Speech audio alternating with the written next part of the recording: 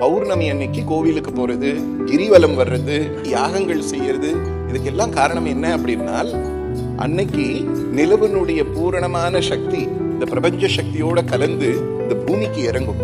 அது கோவில்கள்ல இருக்கும் பொழுது அந்த சக்தி பல மடங்கா பெருகி நாம அங்க போகும் பொழுது நமக்குள்ளேயும் அந்த ஈர்ப்பு சக்தி இருக்கிறதாலே கோவில்ல இருக்கக்கூடிய தெய்வீகமான சக்திகளை நம்ம உடம்பு என்ன பண்ணும், உள்வாங்கிக்கும், கிரகிச்சுக்கும்.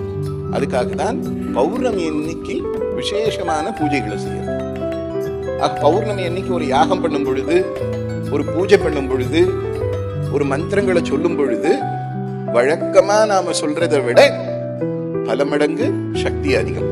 அதனால தான் பௌர்ணமி அன்னைக்கு விசேஷம் அப்படின்னு வச்சது. நிலவனுடைய பூரணமான சக்தியோட பிரபஞ்ச சக்தியையும் ஒவ்வொரு கோவிலும் உள்வாங்கி அந்த சக்தியை அங்க போற ஒவ்வொருத்தருக்கும் வெளிப்படுத்தும்.